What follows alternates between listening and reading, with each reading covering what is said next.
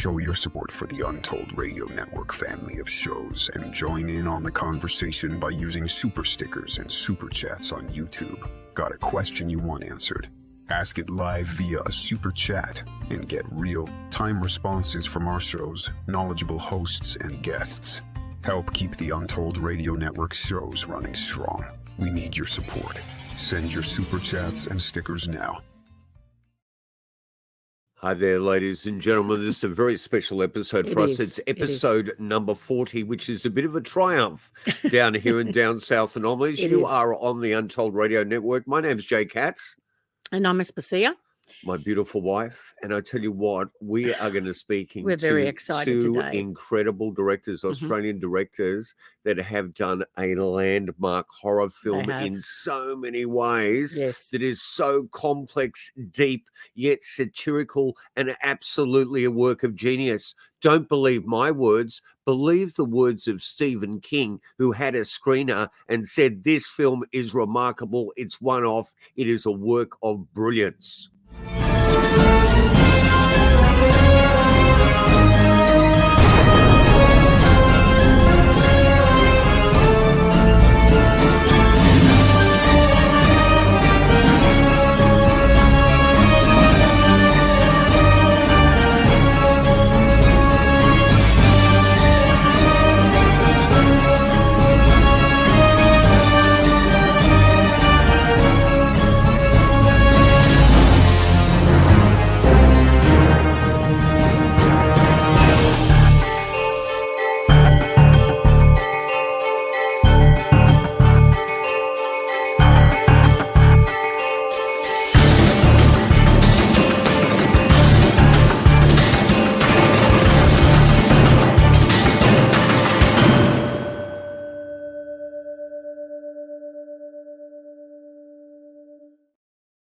Well, yet again, ladies and gentlemen, you are on Down South Anomalies. My name's Jay Katz. I'm joined by my wife, Aspasia. We have two astounding gentlemen. They're brothers, they're siblings, which means that they have doubled their power as creatives. Cameron and Colin Cairnes, the directors of Late Night with the Devil. Now, before we start, I must reiterate that we are broadcasting from stolen land. And it is more important now than ever, with all that contention about the voice out there, that we actually give that land back and move to a small asteroid directly outside of this solar system. The Gadigal people of the Eora Nation, and we must appreciate, respect, and acknowledge elders past, present, and emerging.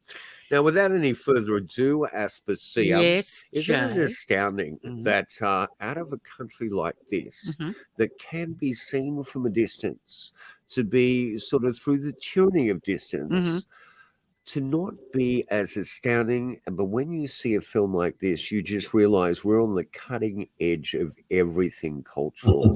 And occasionally two mavericks rise up. Now, these men had done two astounding films before, Scare Campaign and 100 Bloody Acres. I really need to see 100 Bloody Acres. Once you see the trailer, you realize there's so much joy in dismemberment that that is a film you really need to see. But they have come up with what I believe is an extraordinary concept, an extremely unique concept, and it's all based in 1977. The 70s. And it's late night TV, hence Late Night with the Devil. But before we have them on, excuse us, gentlemen, the station makes us do a disclaimer. Well, they don't make us. And the disclaimer should be on ourselves. Let's just do that first. Quickly.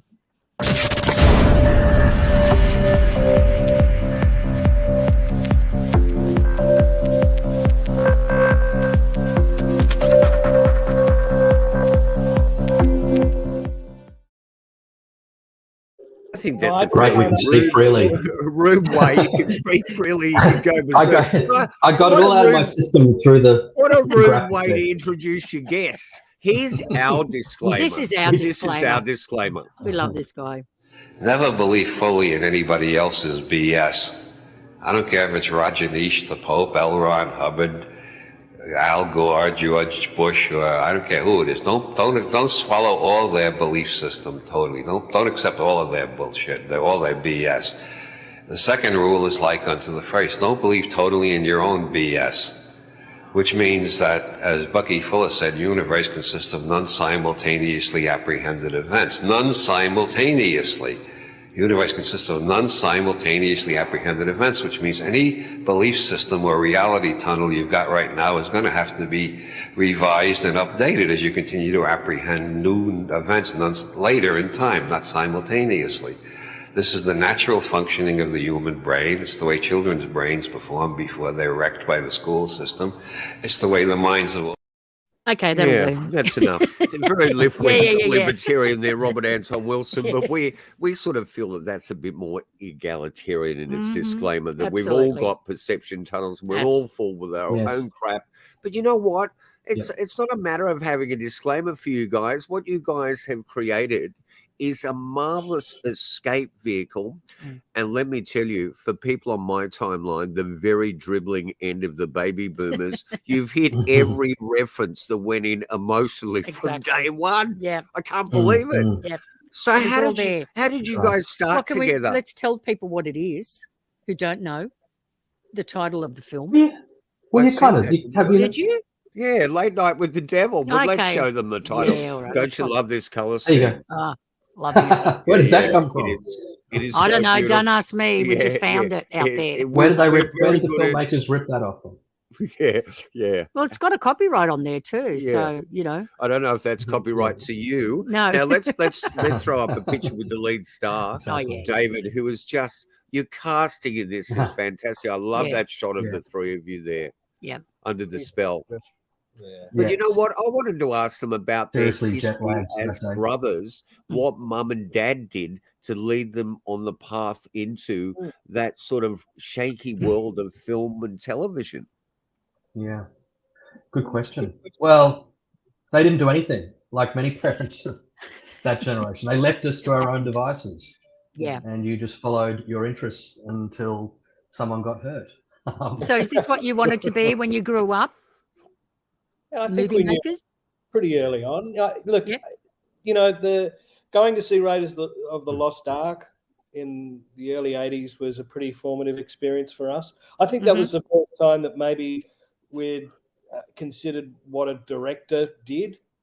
And I don't know, that kind of might have been where the first seeds were planted, for sure. Did you watch Creature Feature? I know that David there, one thing that impressed you was an article in Fangoria, and this is our lead actor who plays Jack Delroy. How do we pronounce his last name? It's quite unusual. Dastmalchian. Dastmalchian. Dastmalchian. Dastmalchian. Yeah. Right. He was incredible casting, but he'd evidently done a Fangoria article on horror TV hosts. And we had our own one in Sydney that went round the country called Deadly Earnest. You remember Deadly Earnest? Yes. Yeah. I think I believe that every city had their own. I think Sydney's might have been the first, and it was before they syndicated stuff from state to state. And I think Melbourne had its own Deadly Earnest. And I think there might have been one in Adelaide, perhaps in Brisbane as well. There was a different one for every state. Yeah, which is bizarre to us now. But I've seen footage of the Melbourne one. Yeah, because I mean, a little bit before our time, but do you remember, you know, did you happen to see multiple Deadly Earnests, or you only just know of the one that you grew up with? Well, to tell you the truth, I was canonized by the one. I knew there were different ones in other states, but he had done an RCA album here. Yeah. Deadly Earnest songs that was very Sydney-centric. Yeah. He sung about places that we went to as children, like Cess Cook's Magic Shop. So he has a very strong place in my heart. Right. And I think the horror TV host, you know, Elvira, basically going back to the extraordinary vampire who appeared in Plan 9 from Outer Space, there's something about those hosts that give that film presentation even more onus, you know? Well, there's a great doco in the States about the late night horror show hosts. I can't remember what the name so of it did is. David, that article arise something in you? Did you think, well, if he's written about this, he's going to be interested in casting for this role, acting in this role? Absolutely. Because he is Cam, you want to tell this? Cam will tell the story. No, he just seemed to, obviously have an affinity with that world. And, okay, our show is on a slightly larger scale, I would say, than, the regional horror host shows. But I think there was still a lot, a big frame of reference for him and us. And, it just felt like the right fit for sure. I mean, we also thought he, could act his socks off, of course. We'd seen him in all the, where he plays small but important parts in big Marvel movies where he's given a handful of lines to work with and does an amazing job with them. Like, that's high pressure stuff, really, for an actor. Sure. But also he's independent. He's done a couple of indie films that he wrote, set in, I think, Kansas City, where I think he grew up. So we knew the guy had the range and a really interesting look. So it just, of course, we've got to believe in him as an actor as well, not just that there's this pop culture thing that we've all got. But he's great. I mean, who was the guy he kept referring to? Who's the Chicago horror host? Sven Gooley. Sven Gooley, yes. Yeah. Going. And he ends up quoting him, like he ad-libbed a line that's in the film where I think he's Wow. Because that film is so deep with references and homages that I take sometimes are not even conscious things. They just occur because that's an affection you've got for that time. And in many ways, Cameron, when I'm looking at you now, just like me, we've both got Sven Gooley hair today.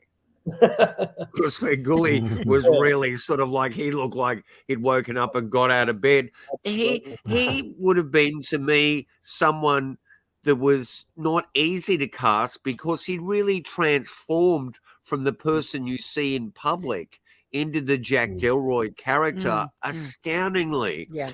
And I believe one of the hooks you had, which is very, it's Kubrick-like, you actually took him like an image book that really touched him. Can you tell us about that? Yeah.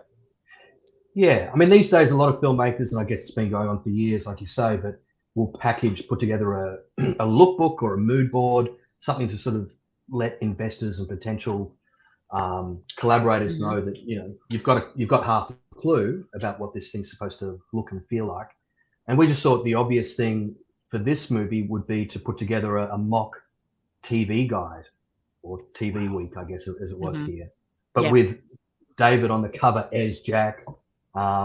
I think we mocked up like a Jack Davis type caricature of David as Jack, and filled it with content of the period. Some of it real, just cold pulled off the internet, but a lot of it stuff that we'd written, sort of that worked as backstory for him and many of the other characters.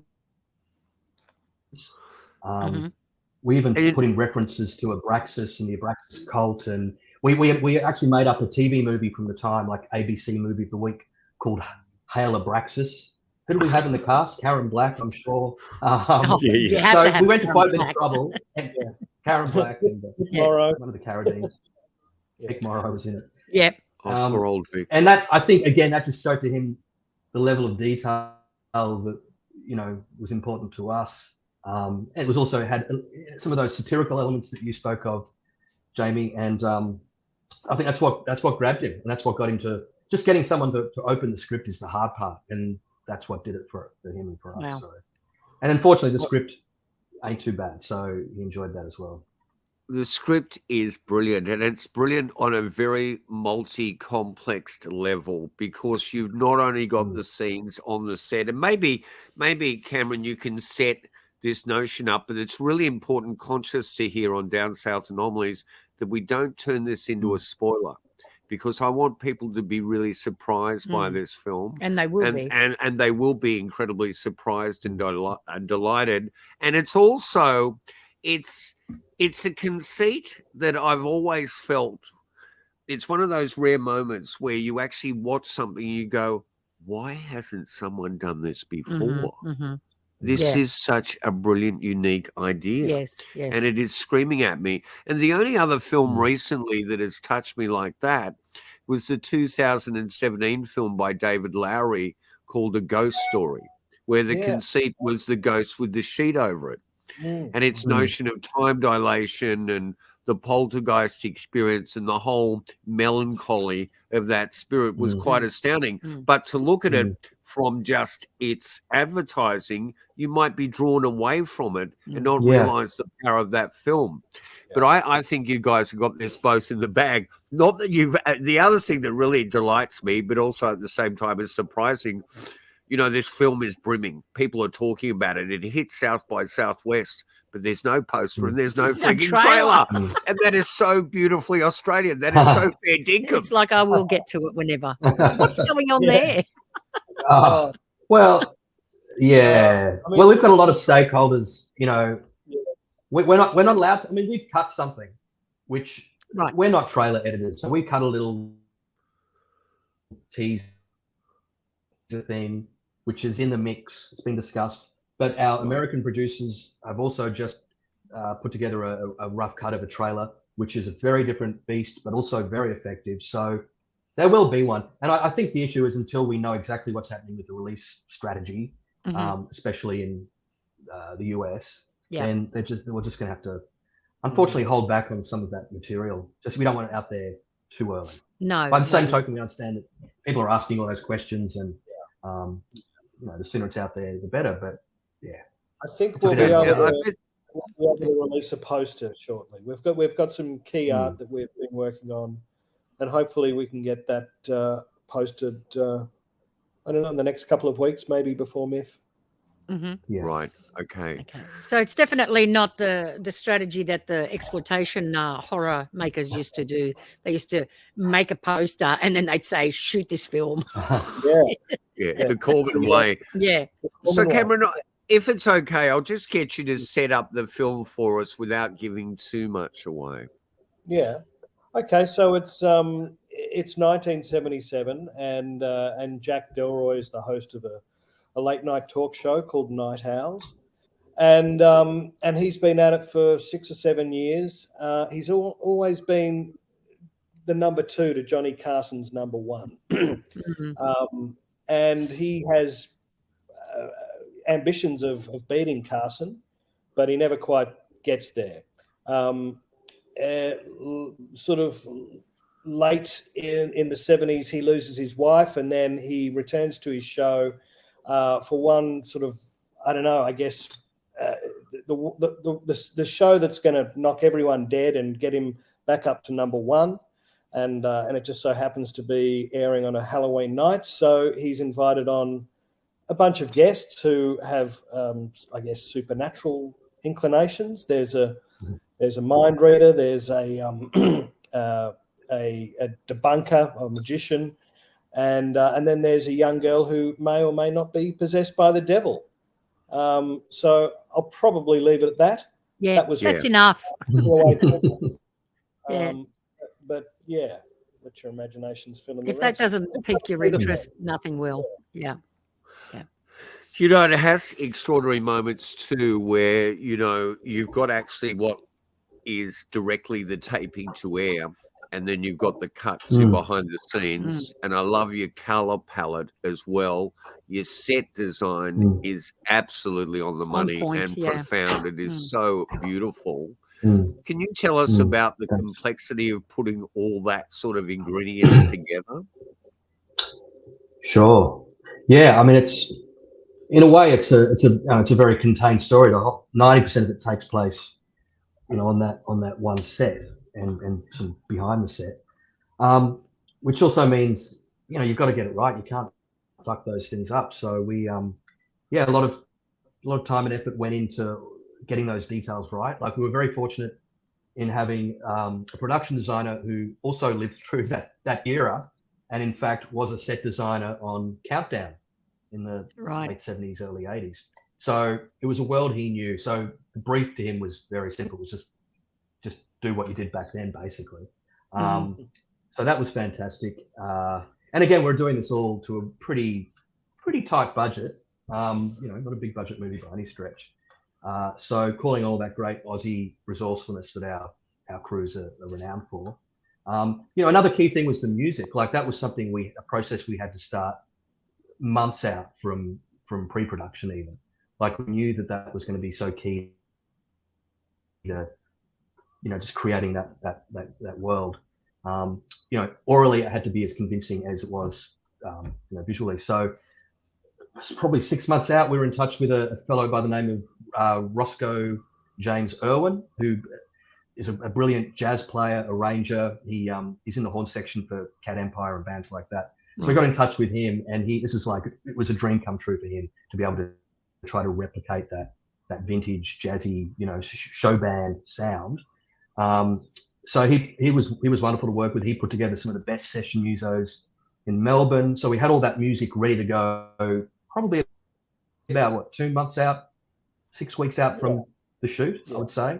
So that was great because we could then share that with David and all the other crew and the cast, and so they all got a sense of it. Just helped imbue them with that sense of time and place, I think. So those things were super important to us. That getting the authenticity, the verisimilitude was key. Yeah. And capturing the 70s. Sorry, Cameron, go on. And my props to her makeup and costume as well. Absolutely. Because, if there's a weak link there, the whole thing kind of falls over. And those guys.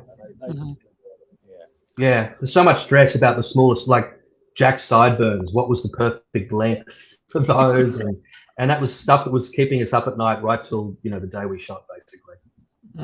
Well, that's why it's a pleasure to watch. And it's a pleasure to watch for people like us that did pay attention in that time period to see your meticulous attention to detail. Because in many ways, you're operating on a very fragile bridge there, especially when you're doing a bit of satire with serious horror, but also that notion of going back to a time, it could shatter instantaneously, and it doesn't. You just, in many ways, you actually feel you genuinely there. Yeah, and everything absolutely. about it to us was exciting.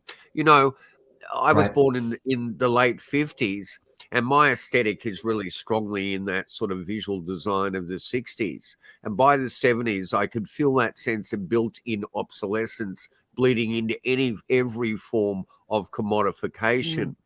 But the one thing that film did was remind me that the 70s were a truly revolutionary and edgier period, probably far more revolutionary than the late 60s. Because all of a sudden people realized that the notion of having this sort of utopian materialistic society wasn't going to happen. Fully collapsed, and the fallout fallout was in effect. We were we'd lost totally our innocence. jaded by then. There was a cynicism about that decade for sure.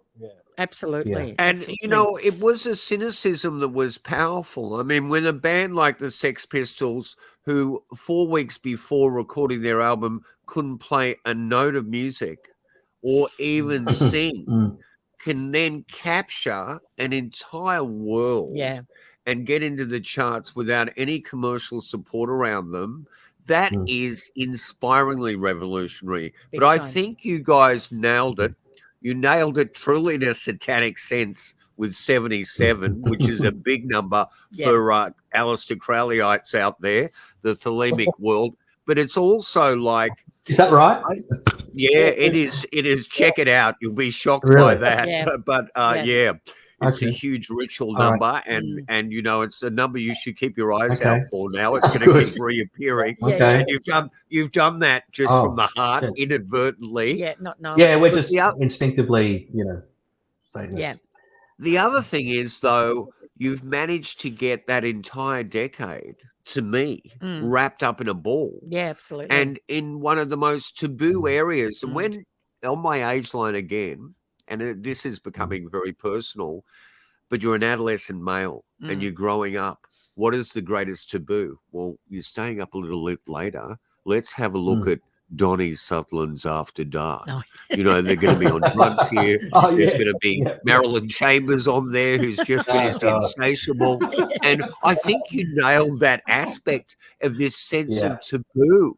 That the veil was actually shifting, and you could see in it. So were your hormones. Absolutely. Well, I think that's how we learned what it meant to be an adult, because we're both born early 70s. So we remember quite a bit of the decade. And there was something taboo about late night television And it was a time when Channel 9 would play its late night movies as well, from midnight till 6 in the morning, and you stay up and watch them, or then start recording them on Betamax when we finally got a machine. So there was something,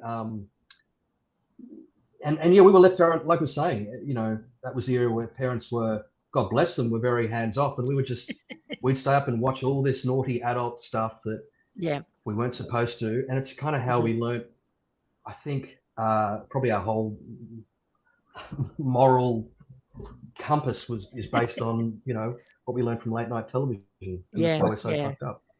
Well, Don Lane, the Don Lane show was it was in everybody's, living room.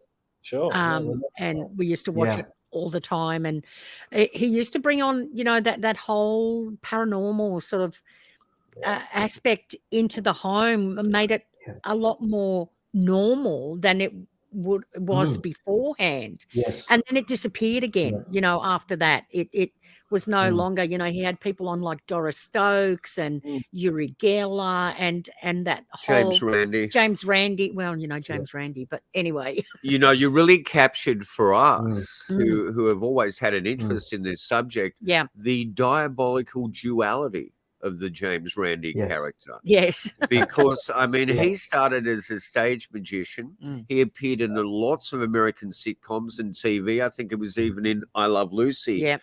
But, he's passed away. He was a bit of a bitch, really, he was a bitch. when you think about it. Seriously. And as horrible part man. of the Skeptic Society, and there were a lot of things behind the scenes with James Randi that were incredibly questionable. Oh, God, yeah. Even more questionable than the nature of Doris Stokes. Yeah. And the other thing that you captured, I was going to say to our international listeners, that Countdown was the #1 Australian music clip show. Yeah. So any person at any time that was interested in music watched that show. Every Sunday night. Yeah. But I think that Don Lane, in a way, was the amalgamation of the collision of the supernatural with the real. Yeah. And we had moments there with Don Lane actually. Did Don Lane actually go to punch? Was that just Ron Casey, or did he go to punch Randy? No. Randy was on, and he started bagging Doris Stokes. Doris Stokes was a medium back in the day, and he used to have her on all the time. Every time she was in the country, she would go on the Don Lane show, and she would do readings in the audience and stuff. And Randy came on one time, and he started bad-mouthing Doris Stokes, and Don Lane got really, really upset with him, and he told him to F off. Yeah. And he stood up, and there was a glass of water on the table, and he just smashed it out of the way. Yeah. It's actually on YouTube. You can go on YouTube and look at Don Lane got it up James for the night, Randy. didn't you, when we did our I did. I put it up on the thing, and he really went off at James Randi for bagging that lovely lady that never hurt anybody. That's right. Unfortunately, out of their gullibility. Well, I don't know. I mean, do you know that she wasn't she a true medium? She was impressive. You know, we managed to track down footage. Like we approached Channel 9 and got access to. Your mic's just gone off, Colin. You might just have to press the button again. Oh, hang on. What's happened there? Oh. Yeah. Your mic. Muted. That's there you go. You muted your mic. Oh. Yeah, sorry. I accidentally. Sorry. Okay, you touch it. So. Yes, I was saying we got access to Doris Stokes, the archival stuff of Don Lane, and had a look at a lot of that. I think without Don Lane, there would not be a Late Night with Devil, really. I think that's for us. No, it was that guy. And he used to have on that other guy too, that was the one that did the interviews. Oh, what was his name? That used to come on, and he used to investigate cases, paranormal cases all the time. Well, there's the Warrens. The Warrens went on the show. No. This was an Australian guy. It wasn't John Pinkney. No. Okay. He was the guy who actually looked at the Westall 66 case back in its day. Oh, I don't know. What was his name? It'll come to you. So he was a reporter, but he used to report on the supernatural and paranormal cases, ghosts and UFOs and all that kind of stuff. And he used to have him on all the time. Right. So Don Lane had a real leaning towards, showcasing those kind of stories back in the 70s. And look, I remember too, there was these like huge serializations in the newspapers all the time about, the Amityville horror. The Amityville house was a huge case back in those days. The Entity case, when they were making The Exorcist and everything that went on the set there, that was all paranormal and spooky. It was just a time where horror was, and the horror movies, they were taking real life cases and making them into movies, and they were just huge at the time. It was like a real zeitgeist for that period. Some of our best horror movies came out from the 70s. Absolutely. And that's why we've set the film. You guys captured in that period. Yeah. Thank you. And it's much of the reason why we set the film, aside from the Aleister Crowley, those reasons. That's why that year seemed so pivotal to us, because it was peak supernatural. That stuff was in our living rooms all the time. Yeah, you're at the dawn of the Satanic panic as well. Which, and good that was really good. That was massive, and we'll explain that to people. What I'd really like you to do, and be careful, Colin and Cam too, if you're off your headphones there, that your volume's not too loud, because we will get a bit of feedback. But what I'd like you to do is, I really love your cast. And I'd love you to go through the cast and just talk about their characters, because I think all those characters are so unique, especially your co-host. And what a remarkable job of acting that was to get that down. Yeah, we're very blessed, really, with all our actors. Even the smaller roles, even like I think of the two ladies in the audience, played by Tamala Shelton and Paula Arundel. From top to bottom, they're just all so great, and their heads look right. Like you mentioned, the co-host, Rhys Terry, he was just he was a real discovery. He hadn't really done any screen acting before. He did some theatre, some comedy improv stuff. But Cole just saw his head, I think, in an advertisement for a. Colin, your mic has been muted again. It must be something supernatural. There it is. Happening No, there. yeah. Child of the there's some anomalous activity. So look, the co-host, the sidekick role was probably the toughest one to cast, and we really didn't have him locked in till quite late in the piece, and we saw lots and lots of different guys, but we just kept coming back to Rhys. He just had the look, and he had the voice. He just and then when we got those two together, he and David, they just I mean, they're a dream. They just the rapport, the I mean, obviously coming from an improv background, I think David also has quite an extensive improv background. So those two together were just comedy gold. But then let's go through. They've been working with each other for 10 years. They could just step into their own late night talk show and do it totally unscripted, I'm sure. But other cast members, Laura Gordon, who plays June Ross Mitchell. She's amazing. She is just so amazing. And again, I don't know, all these actors, for some reason, I guess it is just a combination of good imaging and casting the right person, but they all feel like they belong in that period.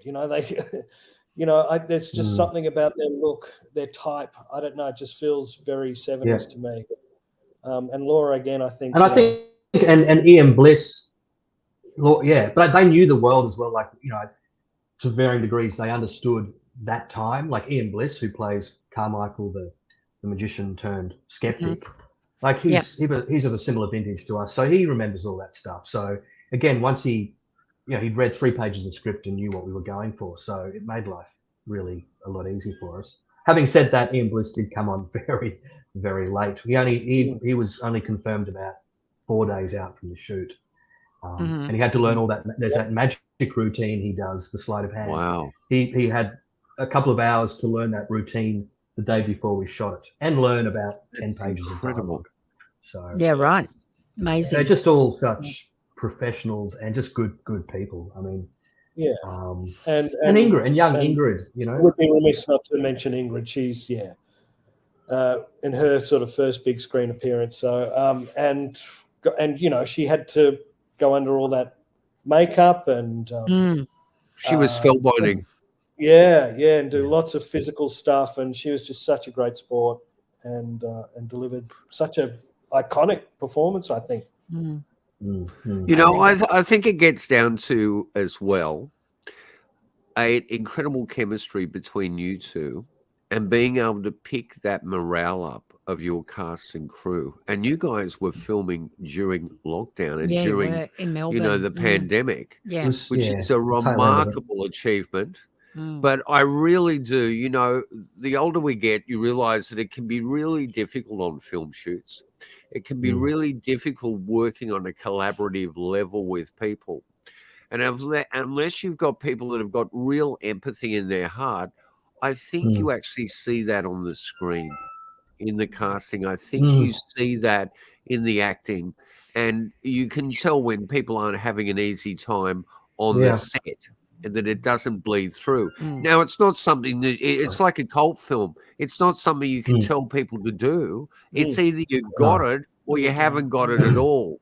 And do you think that's the difference in the two of you directing and writing, as opposed to one individual up there with the myth of their individuality and their narcissism? Do you think the two of you actually create a method like we do as a husband and wife? We're perpetually arguing, but not holding anything against each other. But there's a sense of reality that occurs beyond your own superficial narcissism.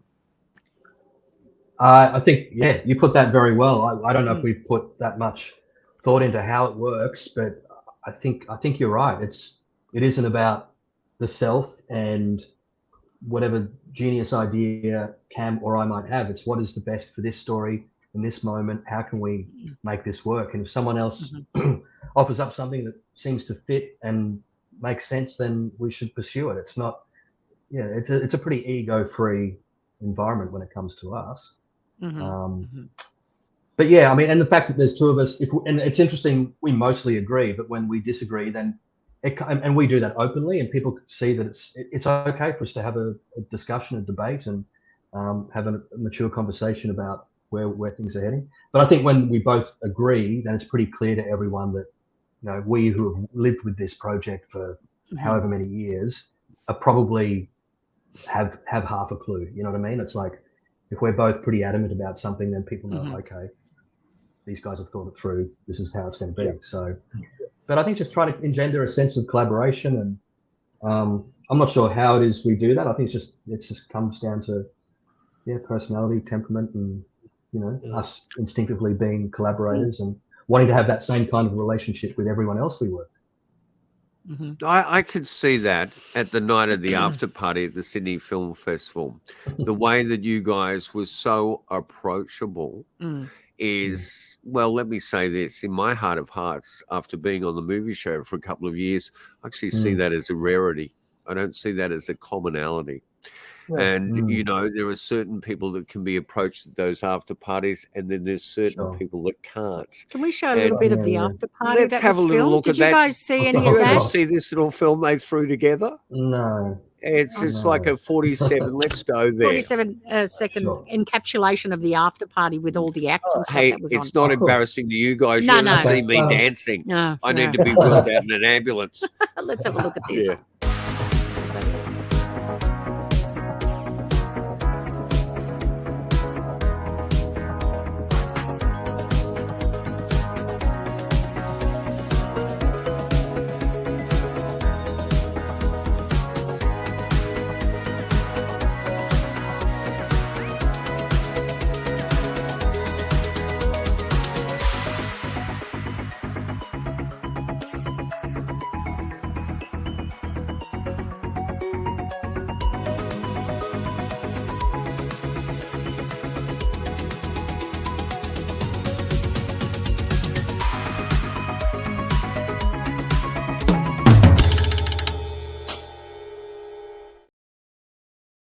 Is that 7 again, Looks like a fun gentlemen? night. It was a fun night. But there's that 7 again, the 70th film festival. Oh, right. Yes, of course. Yeah. Yeah. You know, it was not just a fun night. It was an absolute honor and a pleasure for us to do it. And didn't you love our mentalist, Dale? Oh, he was.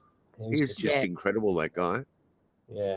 How do they do that? Our Christo, yeah, yeah. I think Faisal was taking notes for the sequel. Yeah. Yes, we didn't mention Faisal before. Fun. Another member of our cast. We didn't mention Faisal Buzzy, and Josh Kwong-Tart, who plays Leo. You know, you only ever see him backstage. Jack's He was great. The producer, yeah, he was so acerbic and out of control. He was such a producer. He captured that. Yeah. Everyone in the cast captured it, and that's what's amazing to me. You know, you can see what you feel as a film verging on. This is absolutely perfect. How can that be? But 9 times out of 10, something else will bring it down. But this just felt so authentic, everything about it. And it just, you know, it embraced me as a film. Well, I think what I was saying before, let me digress back. You cannot go out and have the conceit to create a cult film. Your audience makes that film cult. Yeah. But if there's anything I felt I could 100% predict, is that this film is going to have a life after it explodes as a major cult film people will be going back to and referencing and enjoying for years to come. It's just got that feeling about it. Yeah, thanks. Yeah, I mean, both of us. It's going to be my new Cabin in the Woods. Yeah, it's that film that we just want to screen to other people. We just want to tell other people about, and we want to spread because it's fascinating, it's joyous, and it's keeping my neuroplasticity together. It's making me remember my past. I'll tell you that much. So what you know, what kind of research did you guys have to do into? You know, what areas did you look into, and how did you come up with, you know, say the Grove? Why the Grove? The owl. Well, the Grove. Well, the Grove. They called it the Grove. Yeah. I mean, there's no use pretending the Grove isn't just a rip-off of Bohemian Grove, which does exist in the redwoods of outside San Francisco. It's not a rip-off; it's a homage to Bohemian Grove. Clubhouse. Yeah. But yeah, and the fact that there was, and we did our research on that, and we found some incredible photographs. I think 1 or 2 of which appear in the our little documentary. They're remarkable shots. But there's some incredible old photos from going back to the early 20th century. Yeah. Of some of the ceremonies and rituals that were held there. But look, I mean, we only researched insofar as it was useful for us telling our own story and coming up with our own mythology. You know what I mean? So, you know, we didn't get too deep into it. It was more about watching a lot of Dick Cavett, Don Lane, Johnny Carson, right, and just imbuing ourselves with that, you know, that late night sort of atmosphere. Music, I mean, like, because we had all that period in lockdown where we were stuck at home. I mean, I came up with this playlist of about 300 tracks, you know, as a reference for our composer when he came on. So it was all, I mean, you name it, we studied it. But then once the film's done, it's all forgotten. You're hopefully moving on to the next thing. So do you think in a sense, you know, that the light and the dark, oddly enough here, that duality, did it work for you, the pandemic, and being able to focus more because of the lockdowns? Yeah, I mean, I guess it helped, but we had written this script well before the pandemic. Right. And, you know, we might have done another draft or a polish through that period. But I guess, you know, we were sort of gearing up to make it. So I guess, you know, at that point we weren't concentrating on the script so much. Like Cole said, we were sort of more looking at the details then and trying to immerse ourselves in more of that world. But and watching films from that period as well was really important to us. I mean, it was still, we weren't in lockdown when we shot. We were out of it. Right. Just a few months. Yeah. But we were still, everyone was masking up except for the cast. When we were on set, we, the directors and the cast, Show could some take of the those masks off, but stills. everyone else was in masks Yeah. the whole time, pretty much. So, which is pretty onerous, really. And Oh, that's Yeah, you can that'll actually, do. there Yeah. are some It's pretty stills comfortable. there. So these are that's that just is so such beautiful. an amazing. Silhouetted That's Jack. so Dick Cavendish. Yeah, why didn't we That- have that set for the movie show? Yeah, that was the That was a nice one of Reese. Yeah, I like that one. yeah. Oh, it's beautiful. That and, you know, backing the vintage set. Yeah, cameras. the musicians and stuff. Oh, the cameras are And incredible. this was at the back Floor there. manager, Phil. But Backstage. I think the There's next shot you get to see a Chris little bit Kirby. of the COVID intrusion. Okay. Yeah. Well, yeah. That was you With guys. Colin There's a there. few mavericks in the back there. Who's at the keyboard? And that's Jack's on the far left there, the curly hair. That's Jack's that double. was David's double. Yeah. So he was allowed to go masked Oh, as wow. well. Mhm. Yeah. He Yeah, actually so and he got COVID. Yeah, he's getting it as right as that shot's taken. Yeah. Are you kidding me? Really? Okay, there you go. I tell you, that's remarkable. You know why I said that? Because it does feel meticulous, and it feels meticulous like David Lynch's Eraserhead, which took 7 years, was shot partially illegally. And I remember a statement that the incredible late Jack Nance said. He said, well, 2 years into it, I think David and I finally got to speed with this thing, really got it down, and it just felt like it had that meticulous sense.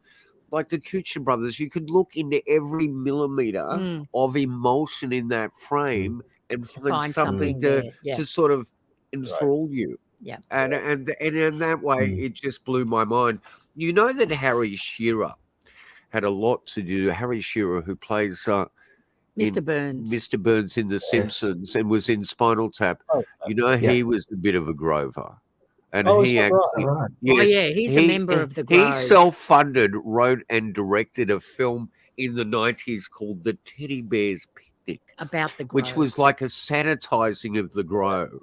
Trying to make out it wasn't this men's club where people are murdered, raped, urinated on. It was a nice thing, down there. Those photos of the Grove are incredible. So where do we go from here, gentlemen? Is there any hints? Because I get a feeling you guys are Australia's Coen brothers. I don't know if we'll be as prolific as them. Well, you're going to go for quality, right? Not quantity. If we had 10 films under our belt. Yeah. We could. Yeah, let's put it that way. We'd love to have made more. It's just, as you guys would appreciate, so hard to get things up. And, absolutely. And then COVID, and we had there's some health issues in the family for a few years, and so but there's more to come, definitely. And look, I think the film itself, it's really only probably halfway through its festival run. We just heard yesterday we got official news that it's playing at Sitges in Spain, which is obviously one of the big, congratulations, probably the biggest sort of horror fantasy fest. Thank you in Europe. Yeah. It's playing in Montreal, Fantasia next week. Wow. Yeah. We've got MIF coming up, Melbourne International Film Festival. Oh, yeah. So there's plenty of people are going to get to see it at festivals, and hopefully the word of mouth will just continue and hopefully lead to a decent release sometime later this year. Oh, it needs to be. But we've got projects, we've got scripts, we've got treatments, we've got, we're sort of, it's only the last month or so that we've managed to kind of have some time to ourselves and think about what's next. So we're in that sort of stage, that phase of pondering the possibilities and seeing which ideas have got legs. Are you still going to stay in the genre world? Are you going to stay in the horror world? Because look, we love that world. And if we get the opportunity, I'm sure we'll make more horror films, but there'll always be horror films, I think, with our voice and hopefully distinctive. We're not kind of drawn to the generic sort of type of horror that you see, which I quite enjoy. I mean, there's stuff that's coming out of the States which is successful at the moment, and the Blumhouse stuff and Smiles and Megan's and that sort of thing, which I really enjoy. But I think if we're going to continue to play in the horror genre, it will always be something a little left of center and hopefully against what's typically out there. Great. I think you're a blessing to the horror genre, And I think you will inspire lots of other directors to realize that it's not just about being depraved. It's having a little few more layers to that than just that. I mean, I always say to people, I mean, look what happened to the world and look what Netflix gave us to pick us up. They gave us Joe Exotic and then Jeffrey Dahmer. That really helped with people's mental health during that period. Yeah. But then comes a film like yours, Late Night with the Devil, and you walk out with a sting in your tail and a smile on your face, and you just are lifted up. It's quite extraordinary when a film out of that genre can pick you up, lift you up. Can I ask you guys, you know, what are some of the films that really inspired you from the past? What are the films that you really love to go back to that would be your Late Night with the Devil, as opposed to that's the film we're going to be screaming out to people for years to come? And you know, you don't have to answer this. I know it's probably a very repetitious question. I'm just always curious. We could come in a sort of obtuse way, I guess. It's hard to pick any one film in particular, but I just remembering that we were talking about I don't know, the 70s horror movies earlier, and then Kevin Smith, the American filmmaker, has his own podcast, and a week or two ago he managed to get to see the film. David, our star David, had set up a screening for some Hollywood folk, and Kevin Smith made it to that screening, and he raved about it, which was very good of him, on his podcast a few weeks ago.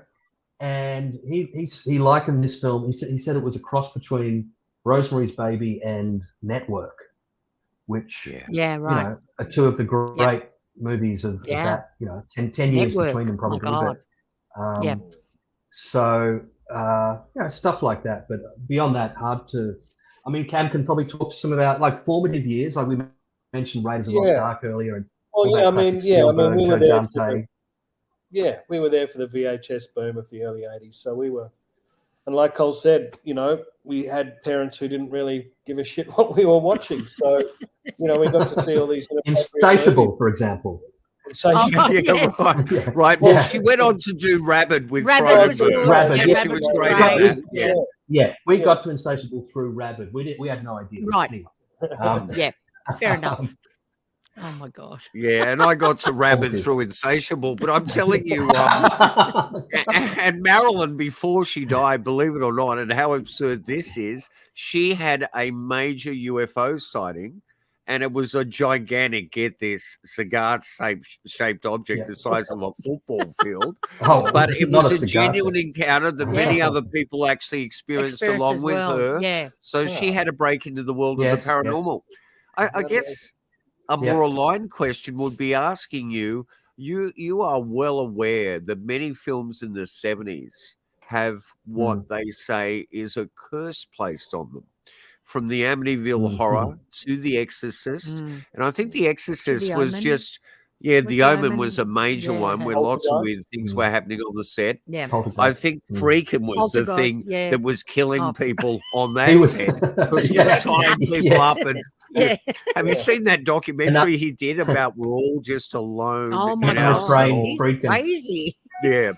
He's crazy, but he's interesting. So did anything weird occur on the set with you guys? Did you have any moments of odd paranormal experience, synchronicity, or? What about Cam? No, Cam, remove the. No, come on, Cam. You're such a skeptic, but you know there was something. Tell me. The owl. That was a bit rather. That was an omen. Inexplicable. Tell us about that. Kind of well, the last shot in the schedule on our last day, just before we wrapped, we'd finished lunch and we were shooting that. I won't give any spoilers, but it's a long take. It's a you know, it's maybe a 2 or 3 minute shot. It's brilliant. And I was, and I had to move my car for some reason. And then I was wandering over to my car, and what should I see sitting in the dirt in this little sort of island was an owl, a big plastic owl. And I get this probably is not meaning much to anyone of you, or meaning anything to your listeners, but the show is called Night Owls, and we have all these references to owls in the film. There's a totemic owl character. Yeah. Wow. So I saw it there. Don't know why it was there. I didn't look like a garden ornament. It just looked like, I don't know, it just seemed to have turned up out of nowhere. So yes. Because you park in the same spot every day. Yeah, and I'd never noticed it before. I was just there Yeah. So we took it to set, and it's actually in the shot somewhere, right? Yeah. Okay. Wow. I think that's a blessing. That's probably acknowledgement. I mean, this is my interpretation, and take it for what it is. You'll get off this podcast and go, he's completely loopy. But after decades of research, especially into the wilder scenarios, the UFO abduction scenarios, one of the major consistencies is the vision of owls. Yeah. Also, Bohemian Grove there, we've got the 40-foot stone owl of Moloch there that is worshipped evidently, but owls keep reappearing. Now, here's an odd thing.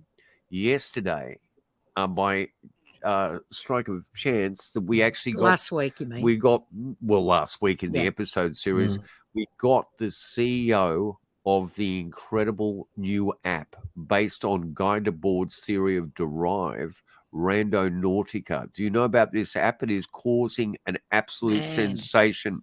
So what this app is, that it uses a quantum random numbers generator.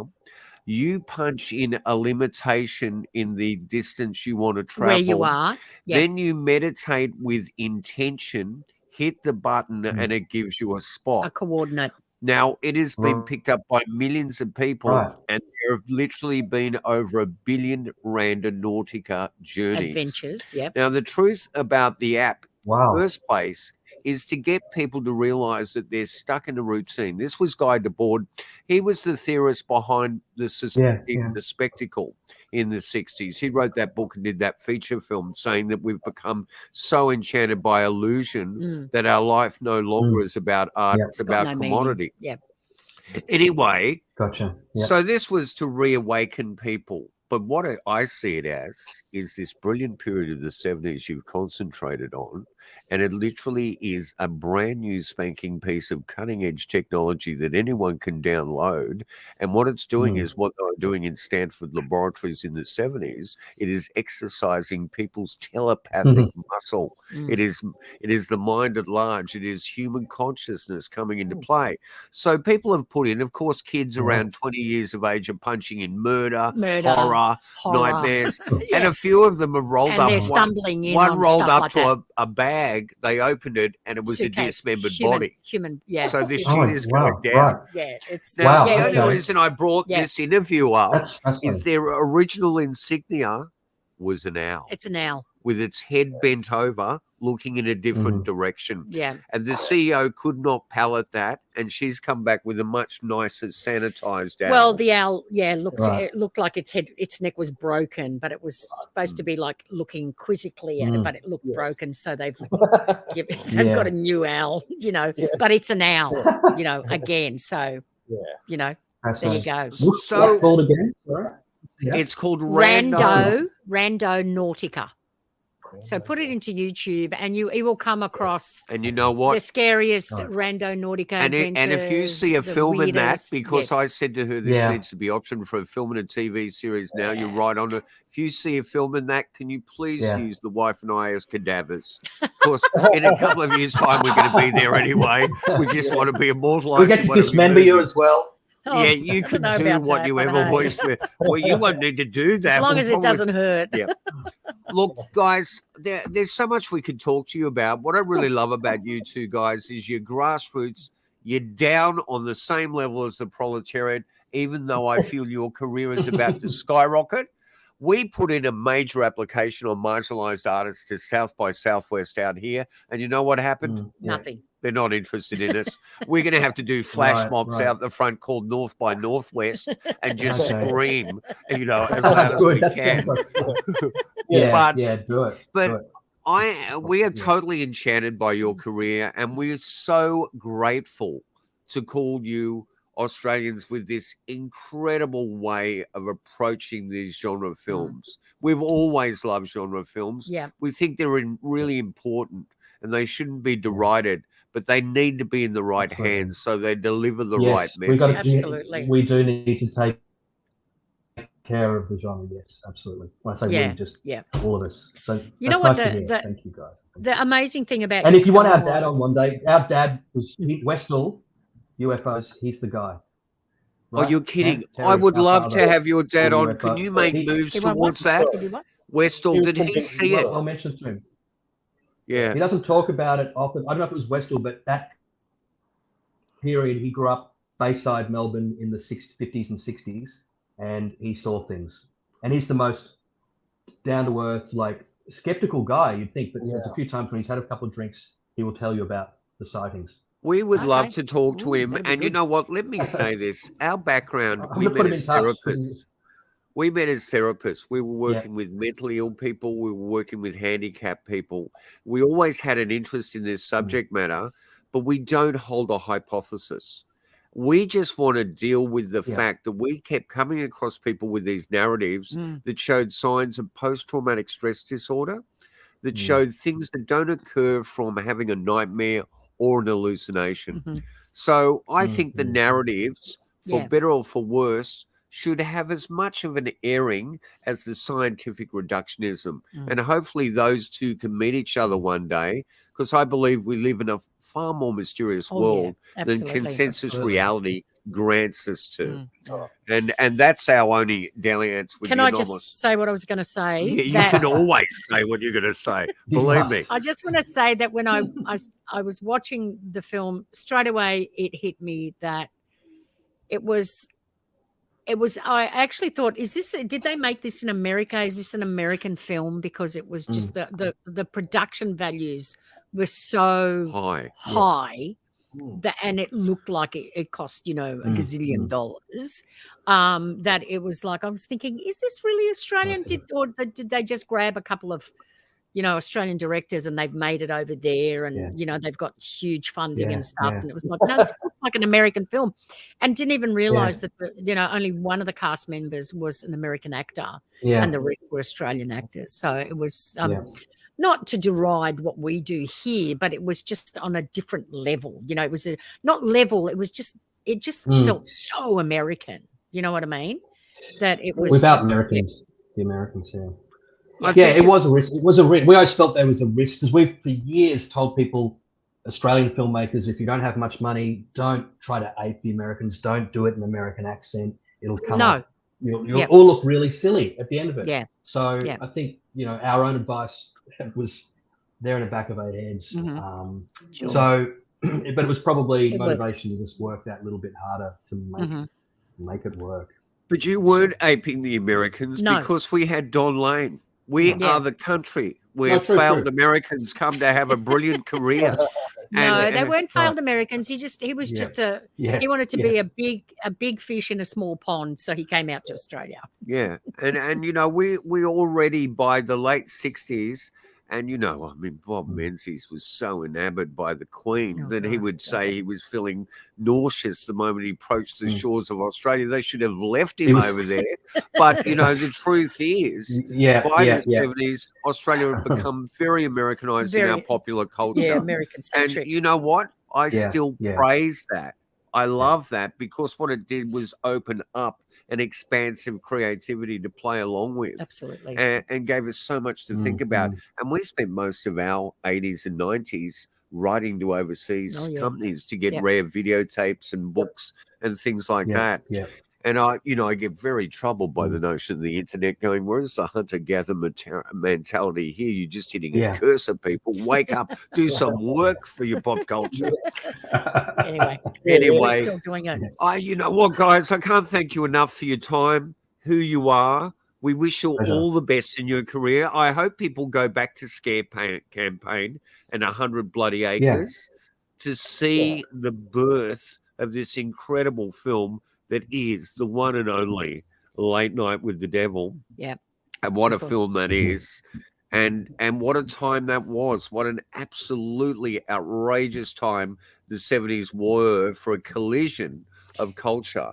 And yeah, you guys definitely captured it. Yeah. And you captured it in that color campaign so that came from one of my favorite Mondo documentaries, The Killing of America. Oh yeah. Yeah.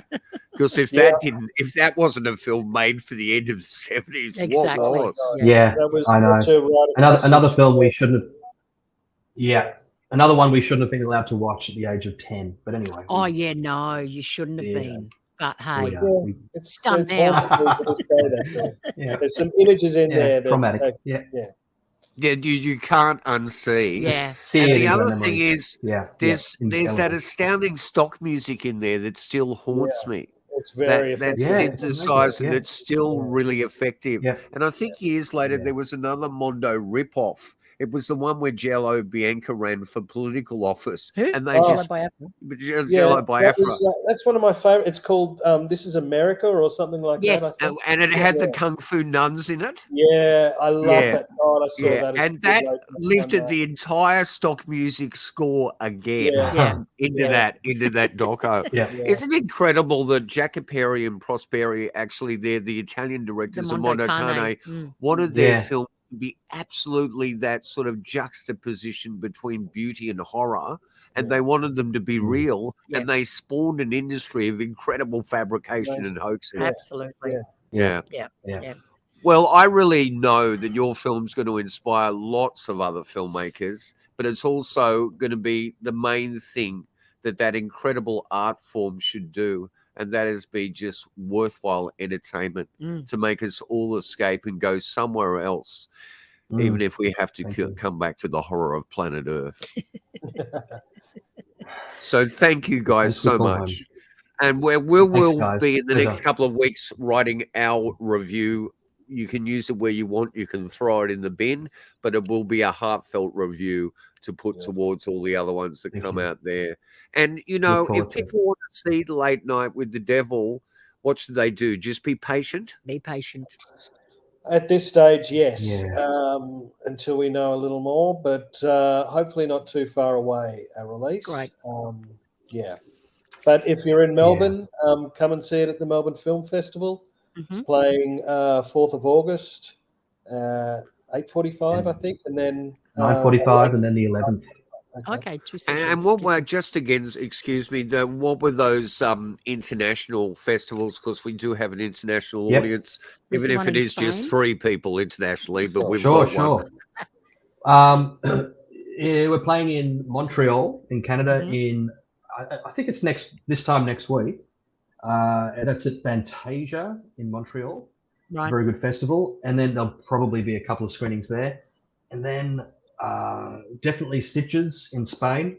In between those, I'm not sure. We're hopeful there'll be some. We're having a special screening at Comic Con, San Diego Comic Con. Yes. Oh, wow, right, that'll be great. Yes. Yeah. Oh, yeah, that'll be first sure. Come, first served. It's a little. But Cinefest Oz, I think that's in West Oz. That's been. I think that's been announced as well. So watch this space. We haven't been busy on the social media front. We'll start. We're not very good at that, but we'll start putting the word out there, and so people can follow us, do the hashtag thing, and be able to track us down. So just keep checking out. Yeah. Well, you know what? In many ways, this is the exciting thing about this film, because it will breed the way the great cult films breed, and that is word of organically. mouth. Yeah. And, we can tell from that party we did, the number of people that came and stayed that night, it was truly a success. So congratulations to both of you. You must immediately go from this podcast and get in touch with Dad. We need him. Yeah. And we'll look after him with kid gloves. Can we just play you a little piece for a festival? We need to pop in there too, and then we'll get you out of the frame because we're taking up more time. Can you go up and look? We're just about there. The wife and I don't care whether we find these parallel hominids or not, but Doug Hychek, who created Monster Quest and this Untold Radio Network, he is surely on the case with science. Have a look at this. Is that the one? Yeah. Are you ready to uncover the mysteries of Bigfoot? Join us for SquatchCon Idaho 2023. This year, we're bringing the magic directly to your screen, or join us in person. Witness the world premiere of the enhanced Paul Freeman Bigfoot footage. Doug Hychek discovered a secret within this enhanced video you'll have to see to believe. Hear from an all-star panel of Bigfoot experts like Dr. Jeffrey Meldrum, Cliff Barackman, Brian King-Sharp, and Michael Freeman. But that's not all. Get exclusive online bonuses such as Bigfoot-themed wallpapers, a Bigfoot coloring book, an interactive Bigfoot quiz, Squatch Nut Field Guide, get a copy of the Freeman Bigfoot Files ebook, and more. Whether you attend in person or watch it live online, you'll be part of an unforgettable experience. Don't miss out on this unique opportunity. Secure your spot today. SquatchCon Idaho 2023. Step into the unknown.